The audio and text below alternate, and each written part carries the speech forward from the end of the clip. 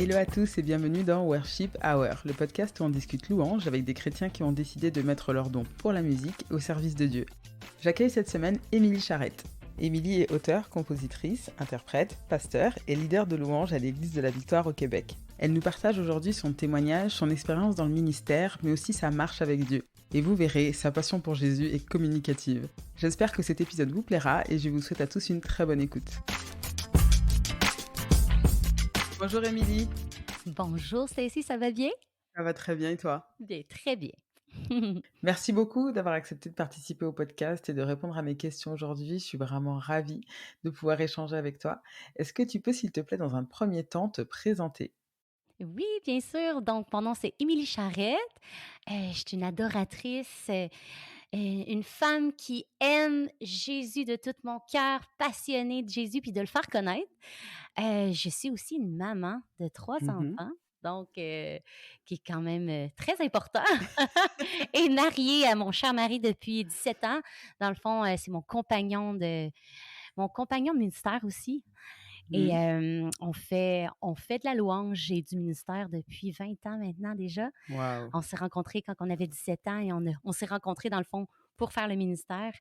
Et dans le fond, je suis également présentement pasteur sur l'équipe pastorale de l'Église de la Victoire depuis cette année.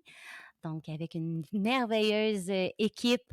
On a débuté aussi Victoire Musique cette année aussi. Donc, on est en train de travailler sur ça. Et c'est ça. Fait que quelle joie de servir le Seigneur, puis de l'adorer. Amen. Est-ce que tu peux nous témoigner de ta rencontre avec Dieu? Comment est-ce que ça a commencé? Oui, et dans le fond, j'ai grandi quand même dans une famille chrétienne. Des gens, mes parents étaient vraiment des passionnés de Jésus. Et la louange, la musique, ça faisait partie de notre famille. Et j'ai donné ma vie au Seigneur assez jeune et j'ai développé assez tôt euh, ma relation avec Jésus. Et en fait, je me suis impliquée déjà à la jeunesse tout jeune. Je commençais en jouant du piano, en chantant, en étant back vocal.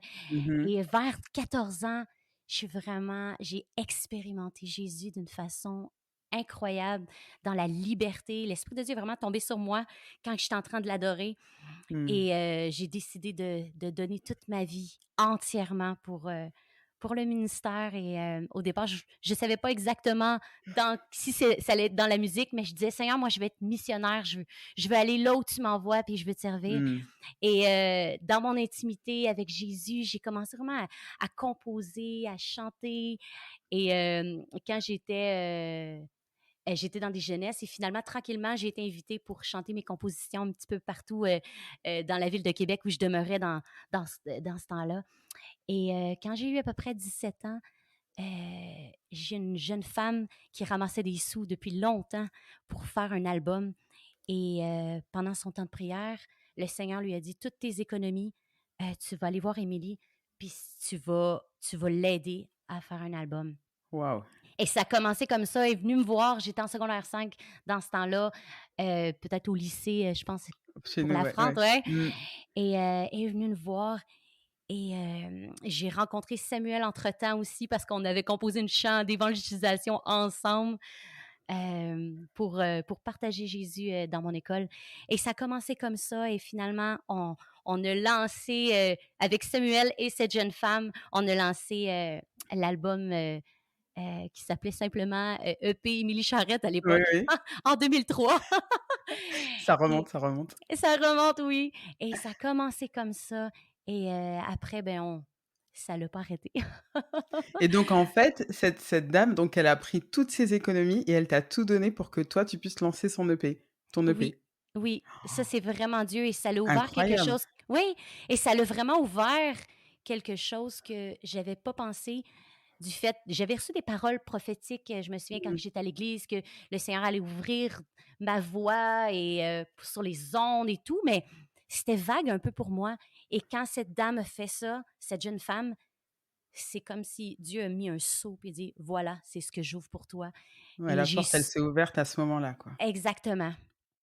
Et c'est comme ça. J'ai eu d'autres. Après, j'ai pu faire la compilation avec voyons, au Vive Musique. Donc, Mmh. 2006, Ta main sur mon épaule.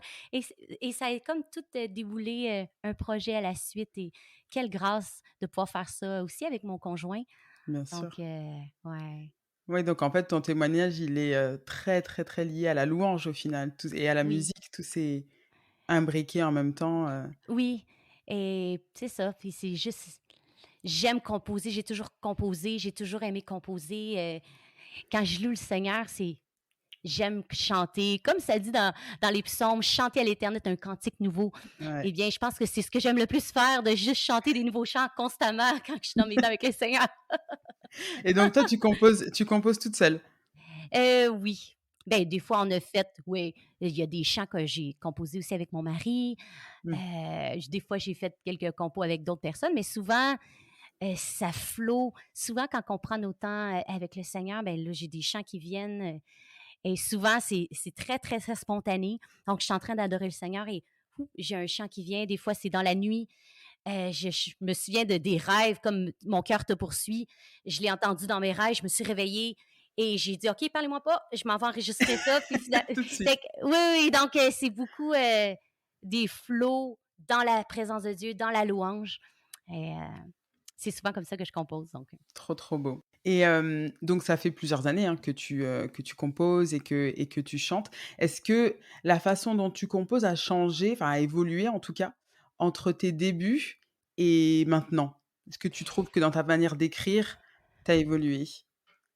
ben oui, c'est sûr. Dans le fond, on écrit là où qu'on est rendu aussi avec notre relation avec le Seigneur. Fait que oui, en fait, dans le fond, l'écriture évolue avec nos révélations de Dieu. Plus qu'on découvre sa présence, plus qu'on découvre encore plus les fondements de sa parole, plus on réalise qui qu'il est, ben, ça se découle dans nos chants. Fait que oui, c'est sûr qu'il y a eu des progressions et dans l'écriture et c'est sûr que mais tout dépend, ben, pas tout dépend, mais tout vient avec notre intimité et avec Mmh. notre découverte de Jésus. Ouais, au fur et à mesure que la relation avec Jésus évolue, de la même Oui, manière, les chants aussi, les chants qui en évolue, découlent aussi. ouais, parce Ouais, que ça vient de nos révélations dans la parole, puis dans nos bien temps sûr. d'intimité. Ouais. Quels artistes tu dirais t'ont inspiré toi? Je pense qu'une artiste qui m'a inspirée beaucoup, heu, c'est Stephanie Frazelle. Mmh mh. Parce que j'ai toujours été, spontanée dans ma personnalité des comment j'étais, mais je connaissais pas personne qui était Qui qui faisait était co pareil. Mmh. qui faisait pareil et je me souviens, j bon, quand j'ai découvert Stéphanie Frizzle avec Bethel, Ouais. heu et là, j'ai fait: «Wow, OK, ça existe». Il y a d'autres personnes qui laissent aller aussi dans la liberté des paroles, des chants quand ils font la louange et ça m'a vraiment, vraiment beaucoup inspirée. Ça, c'est je pense une des femmes qui m'a inspirée beaucoup dans la louange, c'est Stéphanie Frizzle Ouais, c'est vrai que ce niveau-là. chez Bethel, ils sont très adeptes justement de ces louanges spontanées, hein. Ils peuvent, Oui, voilà, on voit souvent dans leurs lives des titres qui durent 15, 20 minutes et oui, cetera, parce que c'est vraiment spontané et du coup, ça peut durer et durer, mais c'est splendide, hein, à entendre vraiment, c'est magnifique. oui, fait que c'est sûr que c'est ce que j'aime aussi donc Ouais, non, non, c'est très, très, ouais. très, très beau. Alors j'aimerais parler de ton album, Oui, Rendez-vous et surtout d'un titre, Ralentis oui. le pas, donc qui est Oh! vraiment je crois mon titre préféré de tout ton répertoire. Quel chant magnifique, vraiment, c'est splendide. Ralentis le pas, viens près de moi, je te dévoilerai les secrets. Ralentis le pas. Est-ce que tu peux nous parler un petit peu de ce titre et du message que tu as voulu faire passer? Oui, dans le fond, tout l'album Rendez-vous, c'était vraiment mon cœur, c'était de pour l'Église de Jésus-Christ, c'était un appel vraiment à l'intimité de sa présence. Des fois, on va dans nos églises, on fait plein de choses, on sert le Seigneur, on on on peut s'éparpiller des fois à faire beaucoup de choses et Rendez-vous, c'était un appel à recentrer vraiment notre attention sur Jésus, à ralentir le pas et venir dans sa présence. Et c'est drôle parce que dans ces temps où que j'ai composé ce chant-là, c'était des temps où que je vivais beaucoup de choses. On faisait des pas de fou, excusez-moi de l'expression, mais on avait des pas vraiment, des grands pas à faire. Le Seigneur nous appelait à quitter la ville de Québec, quitter notre famille, quitter, tout ce qu'on avait qui était comme, les fondements un peu de notre vie. Oui, et de juste quitter et sauter pour, pour servir le Seigneur, à l'église Oasis à l'époque. Et je me souviens, ces moments-là, on vivait toutes sortes de choses et c'était un pas de foi aussi, financier. Et c'était et le Seigneur vraiment m'appelait à juste: «Émilie, ralentis le pas, viens dans ma présence, puis là, dans ma présence, tu vas trouver tout ce que tu as besoin pour faire les pas que tu as besoin de faire». Et puis même à travers toutes les circonstances, j'avais une image, par rapport à ce chant-là qui était très forte. C'est le Seigneur, à un moment donné, je prenais l'avion et et il y avait dans l'avion, il y avait une tempête et l'avion a monté, en haut des nuages. Et le Seigneur m'avait montré vraiment cette image-là. Il m'a dit: «Émilie, peu importe les circonstances, peu importe la pluie, peu importe les situations qui peuvent se passer Mmh. autour de toi, monte plus haut. Ma présence, moi, je ne change pas. Et c'est dans ma Amen. présence, c'est de ralentir le pas, venir près de moi. Et dans cette zone de sa présence, dans cette zone où que le soleil est toujours en haut, il ne change pas, c'est C'est là ça. qu'on a la force de faire les pas qu'on a besoin de faire. Parce que quand on est agité, puis même dans une situation, quand on prie de façon agitée, quand on vit de l'agitation, on n'a pas de puissance. Mais quand on vient au creux de sa présence, quand on s'arrête, et là, la paix de Dieu vient et là, on peut avoir l'autorité de marcher, et de dire aux tempêtes comme dans Marc, je pense que c'est 4, verset 17, je crois, où que Jésus, il y a une tempête et Jésus dort dans la barque et dans cette atmosphère de paix, il peut se lever et commander à la tempête. Ça suffit. Et c'est la même appel un petit peu que le Seigneur me partageait à travers ce chant-là. C'est dans la paix que je te donne la puissance de parler aux tempêtes. Dans le nom de Jésus, Dieu nous a donné cette autorité-là de marcher sur les eaux, de marcher sur les tempêtes et de dire: «OK, ça suffit». Et Mmh. mais c'est dans sa paix. Ouais. Ah, c'est tellement beau ce que tu partages, vraiment. Et puis je trouve que parce qu'au final, le chant a maintenant quelques années, mais c'est très actuel, tu sais, aussi Ouais, avec, les confinements qu'on a pu ouais. vivre et cetera. Ralentis le pas. En fait, je crois vraiment que c'est aussi quelque chose que Dieu a voulu nous rappeler par ces temps de c'est une vraie pause, en fait. Le Oui, monde s'est complètement arrêté. Ben, en fait, c'est ça, ralentis le pas et reviens à cette ouais. intimité avec moi. Ça m'a vraiment percuté de me dire qu'en fait, au final, voilà, 5 ans plus tard, le titre, il est encore Ouais. vraiment d'actualité. Ça marche encore. Oh! C'est et dans plein de situations, en fait, au final, Ouais. c'est, de revenir un petit peu à cet essentiel, au final. Oui, ben, c'est l'essentiel de la vie chrétienne. Mmh. Je veux dire, peu importe qu'est-ce qu'on peut vivre, Jésus demeure le même.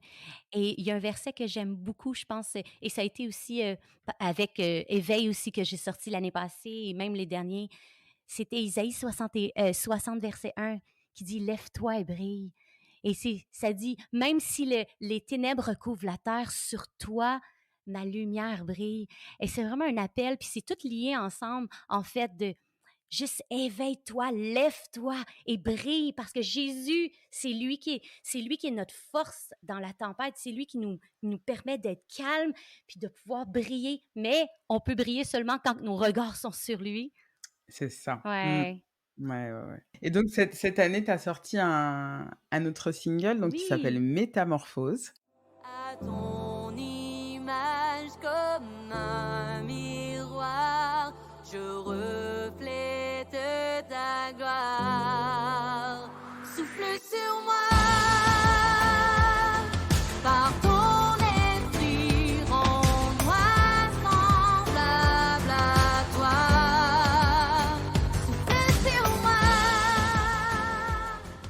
Est-ce que tu peux nous en parler un petit peu? C'est quoi cette métamorphose dont tu nous parles sur ce titre? Oui, ben dans le fond, Métamorphose, c'est basé sur 2 Corinthiens, 3:18 qui dit: «Mes yeux sur toi, je suis transformé». Et plus que nos regards encore, c'est le même thème un peu, plus nos regards sont sur Jésus, plus qu'on va de gloire en gloire et on peut vraiment refléter la gloire de Jésus et le monde entier a besoin de voir les l'épouse de Jésus-Christ briller, a besoin de Amen. voir cet étendard que peu importe, je regarde à l'Église et dire, OK, c'est elle a la solution. Et l'Église, c'est dans le fond, on est le corps de Christ sur la terre, donc on doit être cette solution-là. Donc, métamorphose, c'est vraiment prophétique sur Église, métamorphose-toi Mmh. et sois c'est comme ce, j'avais l'image du monarque qui vole et qui passe vraiment d'une chenille à il s'envole et c'est ça. Souffle sur nous afin qu'on puisse voir la gloire de Dieu à travers l'Église de Et Jésus. son royaume, oui, tout à fait. Yes, amen. Et donc est-ce que ce single annonce un autre album que toi tu avais pour projet de sortir? Beh, dans le fond, présentement, là, bon, c'est sûr que là, on vient de déménager et on vient d'arriver avec Victoire Musique. Donc, il y a plein, plein, plein, plein, plein de choses qui prennent place avec Victoire Musique. Donc, mais oui, il y a plein de choses qui s'en viennent, plein d'autres chants. J'en ai plein en réserve. Puis, on est en train là, de tout placer ça et tout organiser ça pour enregistrer ces chants. Donc, plein de belles choses qui s'en viennent. Oui, parce que donc tu nous parles de Victoire Musique, donc si je comprends bien, c'est le label de l'Église de la Victoire, c'est ça? Oui, Mmh, c'est ça. OK. C'est ça. Puis là, dans le fond, on est arrivé cette année. Donc, on est en train de tout bâtir Victoire Musique présentement. Donc, Ah, c'est trop bien. c'est super, oui. Ah, c'est chouette. Une super équipe. Est-ce que, pour en revenir à ton ministère donc de leader de louange, est-ce que ta foi a évolué au fur et à mesure que tu exerçais dans le ministère et que tu leadais la louange par rapport à tes débuts? Wow, c'est une bonne question. Une très bonne question.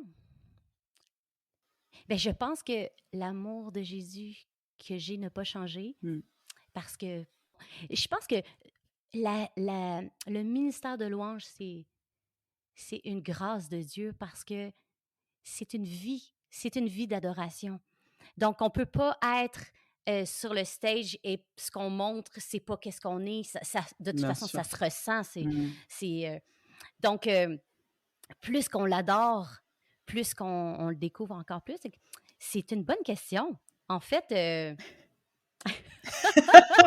Je t'ai posé une colle. Non, oui, mais non, en fait, je te disais ça parce que je me dis que parfois, on est dans le ministère, peu importe, hein, le ministère oui, quel qu'il soit, oui, en oui, fait, et plus on avance et parfois, on peut peut-être éprouver de la lassitude dans ce oui. qu'on fait, et cetera. Mais la foi, est-ce qu'elle évolue aussi? Est-ce qu'elle ne bouge pas? Est-ce qu'elle reste intacte? Est-ce qu'au contraire, d'exercer dans le ministère, ça fait mûrir? Est-ce que ça fait grandir cette foi en nous?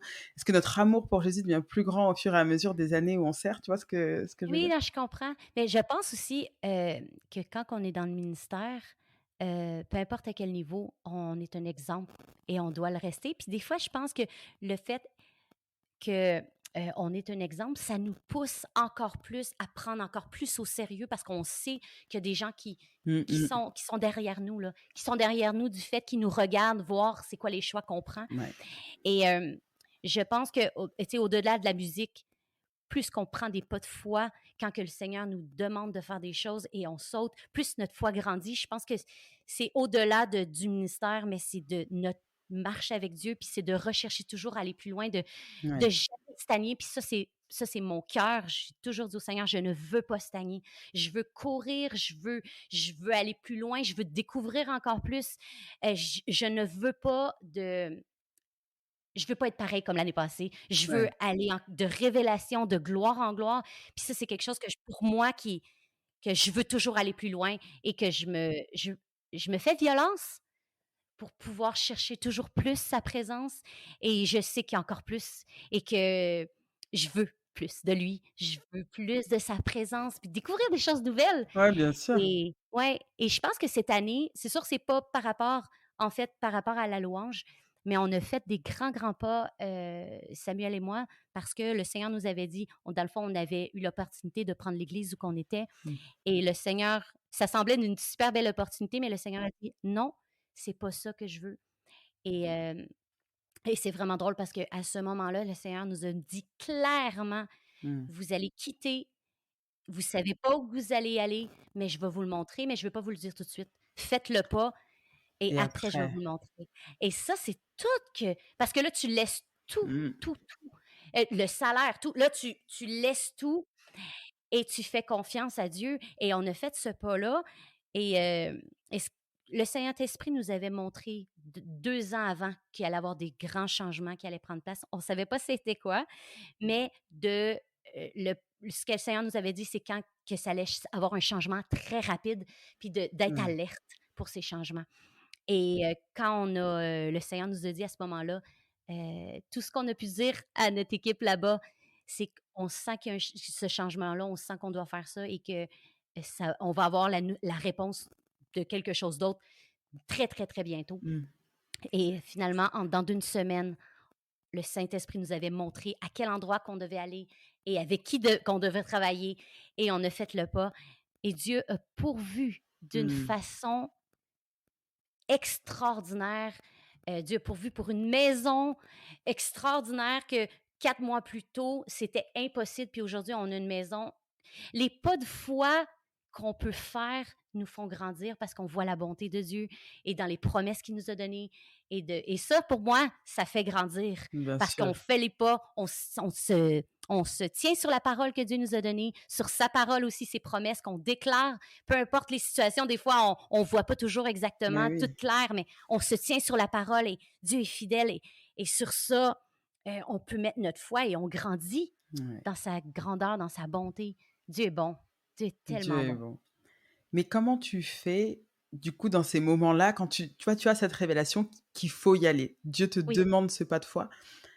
Comment tu fais pour, tu vois, quand même, il y a toujours une petite part peut-être d'inquiétude, en plus, voilà, vous avez des enfants, donc de tout quitter, vous aviez pas peur? eh beh, en fait, heu, c'est toujours épeurant, c'est sûr. Mmh Il y mh. a toujours une peur, mais à toutes les fois, le Seigneur nous dit: «Ne vous inquiétez de rien». Donc je me dis: «Seigneur, ta parole dit ça».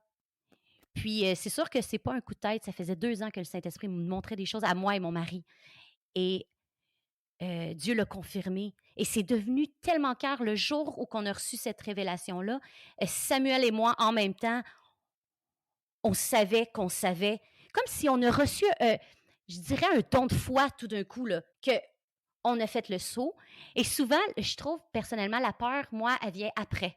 Ou Mmh. que là, oh là, on fait notre pas de foi et là après, oh, OK, Ouais, ouais, là, ouais. un petit peu. Là, tu viens regarder toutes les choses. Et là, c'est tout le combat de la foi, de garder tes yeux. Puis le Seigneur nous avait donné aussi une parole dans Psaume 44:4. Et sur cette parole, je le déclarais à tous les jours et je venais dans l'adoration. Je commençais à louer le Seigneur. Quand la crainte venait, je commençais à déclarer que mon Dieu est bon, mon Dieu est fidèle, il ne change pas. Et je faisais juste l'adorer. Et ça fait toute la différence. Bien Et de sûr. se tenir dans la foi, dans les paroles et d'adorer le Seigneur sur OK, je sais que tu es bon, je sais que tu es fidèle, ta présence est là et tu me dis que tu allais prendre soin de moi et tu vas le faire. Et c'est ça. Fait que c'est la louange et la parole de Dieu Ouais, et c'est de se ça. tenir ensemble sur ça. Ouais. Les 2, le combo gagnant. Oui!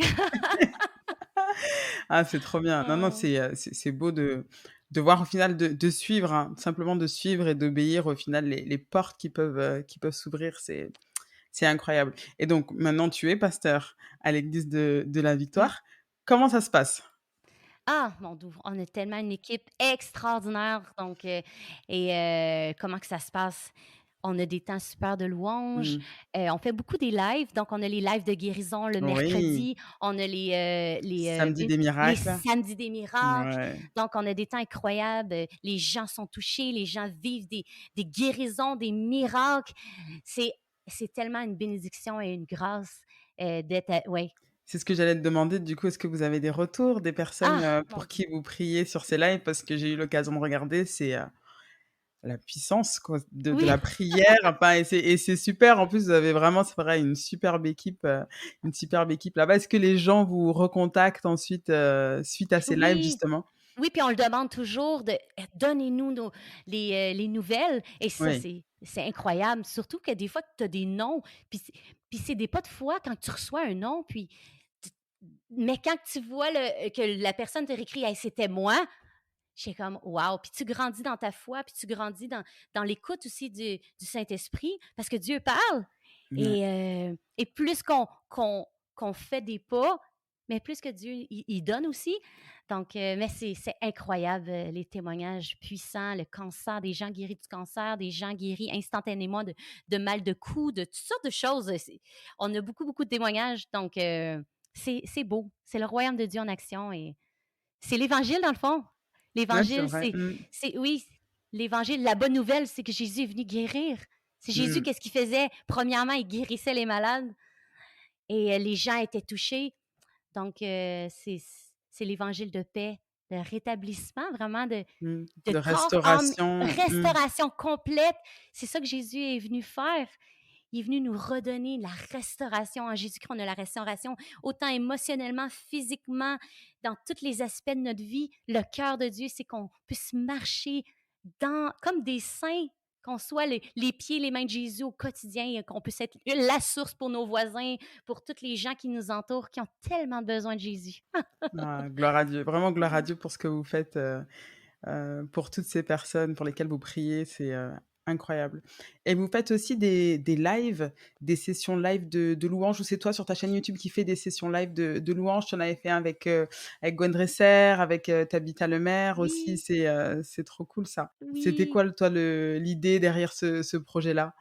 Et dans le fond, au début de l'année, à tous les mois, j'ai fait plein, plein, plein de lives. Dans le fond, le but, c'était de pouvoir rendre accessible des moments de louange, vraiment dans les profondeurs où qu'on laisse aller des temps d'adoration vraiment aussi prophétiques, qu'on peut faire du ministère à travers la louange. Et dans le fond, quand on est embarqué aussi avec Victoire Musique, le but, c'est de continuer ça, mais avec toute l'équipe. Mmh. Donc, donc c'est ça. C'est vraiment des temps où on veut que l'Esprit de Dieu puisse agir et faire du ministère avec les gens. Donc, c'est qu'on aime le plus, toute l'équipe ensemble. Ah, c'est trop, trop bien. Amen. J'aimerais aussi te parler donc de toi et de ta famille puisque donc, Oui. avec Samuel, vous avez 3 enfants.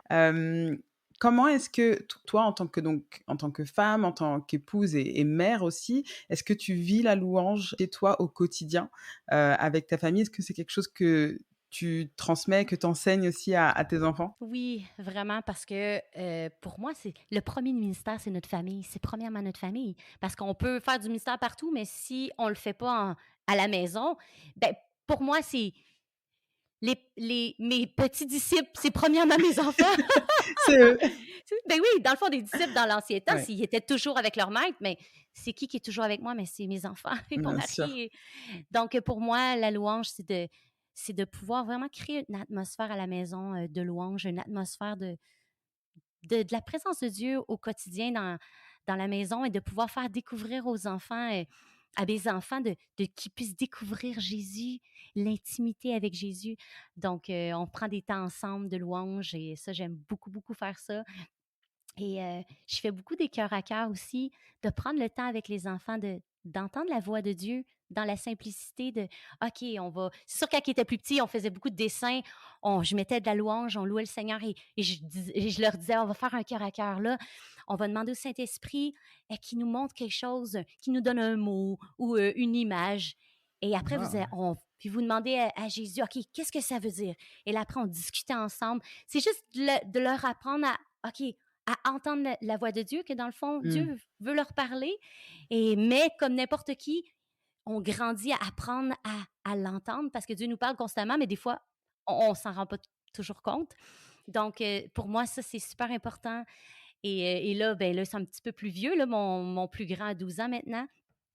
Donc, rentre à la jeunesse et donc, c'est comme une nouvelle découverte, puis je veux qu'ils apprennent vraiment à découvrir encore plus, la louange. Ce que j'aime faire aussi, c'est de prier avec eux, Mmh. à travers la louange que, tu sais, c'est comme louange, prière et après on Ouais. partage en versets pour aller un petit peu plus en profondeur et c'est impressionnant comment que les enfants reçoivent beaucoup de choses. Parce que dans le fond, quand on est enfant, on a beaucoup d'imagination et souvent l'imagination, c'est Dieu qui nous a donné ça pour pouvoir nous parler. Donc, quand on enseigne ça à nos enfants, que, OK, on va demander à Dieu qu'il sanctifie notre imagination, puis on va laisser Dieu nous parler à travers des images. Donc, pour moi, ça, c'est très important qu'ils puissent connaître ça et découvrir son amour. Et on vit des moments vraiment spéciaux Ah, ensemble c'est et trop c'est des chouette. enfants, fait qu'il y a des moments qui sont juste extraordinaires et il y a des moments où c'est plus ordinaire, là. C'est des enfants, là. C'est des enfants, c'est des C'est ça. enfants. Mais c'est vrai ce que tu dis par rapport à l'imagination. Je pense que nous, en tant qu'adultes, parfois on se limite un peu, hein, sans le vouloir, on se limite alors Oui. que les enfants, pour eux, c'est tellement naturel et tellement pur au final, tu vois? Oui, puis on a besoin d'être dirigés, mais en même temps, nous, des fois, comme tu dis, tu sais, on a des blocages. Mmh. Puis Ouais, plus on peut comment je peux dire ça? L'enseigner à nos enfants dès qu'ils sont tout petits, mieux c'est parce qu'ils ils laissent aller vraiment, leur imagination, c'est puis ça. c'est de les enseigner après, ben, OK, maintenant tu as reçu ça, on va trouver un verset qui est Oui, appuyé. Faut pas non associé, plus bah oui, faire attention non plus parce que là, ça peut aller, large, mais te toujours ramener à Jésus parce que c'est Jésus la porte, hein. Donc c'est Jésus, ramener à Jésus et ramener, OK, cette parole-là, y a-t-il une parole de la Bible qui vient appuyer qu'est-ce que tu as reçu? C'est ouais. super important. Donc dans toutes ces bases-là, toujours l'esprit de Dieu, oui, mais appuyer sur la parole de Dieu, c'est super important. Ah, c'est chouette. Non, non, tu raison, tu raison. Mmh. Trop, trop bien. On arrive sur la fin de cette interview. Je vais te poser 3 petites questions auxquelles il faut répondre OK. plus ou moins rapidement. OK. Alors, quel est ton morceau de louange favori du moment? Ooh. Hey, je pense que présentement, Goodness of God, c'est les bontés de Dieu qui Ouais. parle de sa bonté me poursuit. C'est vraiment un chant que j'aime parce que Mmh. pour moi, son Dieu est tellement un Dieu bon puis qui nous poursuit de son amour. Donc, ça me parle énormément. Dieu est bon. Puis, je pense que présentement, c'est ça. Goodness of God. Ouais. Ta Ah. collaboration de rêve? Oh, wow. C'est une bonne question. Hem, j'ai parlé de Stéphanie Frizzell tantôt. Mmh Je mh. pense que j'aime sa liberté, donc j'aimerais ça. Il y Ouais. a tu sais un autre peut-être, Sean Fudge aussi, j'aime sa Ah drive oui, oui, oui, oui. sur les nations et quand que fait que je Et sa pense à voix. Sean Fudge. Oui, Mmh. mais j'aime beaucoup, ce qu'il relâche aussi. Donc puis dans la francophonie, je pense qu'un jour là avec Dena, j'apprécie beaucoup Ouais. Dena, qu'est-ce qu'elle porte, donc j'en ai dit plus là, mais en tout cas.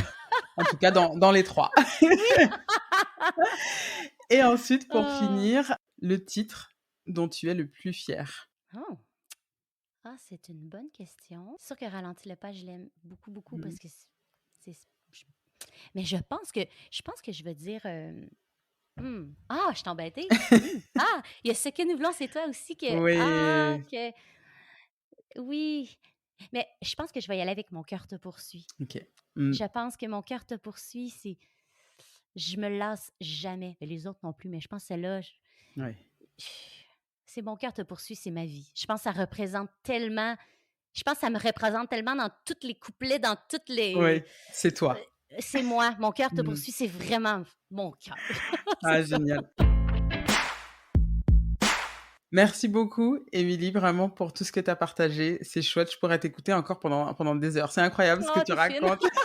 Non, c'est vraiment incroyable ce que tu racontes et en tout Oh, cas, ça ton amour pour Jésus est, très communicatif. Donc oh. vraiment, c'est, un plaisir et un bonheur de parler avec toi. On peut réécouter donc, tous tes albums sur, toutes les plateformes en fait, Oui, et sur YouTube aussi. Puis tu as un site internet oui, emiliecharette.com où tu en effet. regroupes un petit peu tout ça. Voilà. Oui, Et ben, c'est merci beaucoup Émilie. merci à toi, c'est un plaisir. Merci, à bientôt. À Ciao, ciao. bientôt. Voilà, c'était la Worship Hour d'Émilie Charrette. Merci mille fois Émilie pour cet échange et aussi pour ton cœur brûlant pour Jésus. J'espère que l'épisode vous a plu et si c'est le cas, n'hésitez pas à le partager à vos amis, votre famille, votre pasteur et à laisser 5 étoiles sur Apple Podcast. On se retrouve dans 2 semaines pour un nouvel épisode et en attendant, je vous laisse avec le titre Mon cœur te poursuit d'Émilie Charrette. Je vous dis à très très vite et que Dieu vous bénisse. Jésus, tu es si glorieux.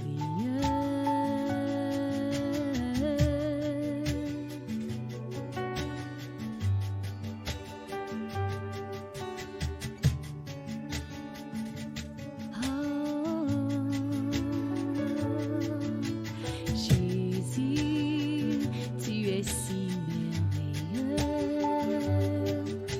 Jésus, tu es si glorieux. Oui, mon cœur te poursuit, toi l'amour de ma vie. Mon bonheur est au creux de tes bras. Je ne désire que toi, car tu es tout pour moi. Oui, ma joie est complète en toi.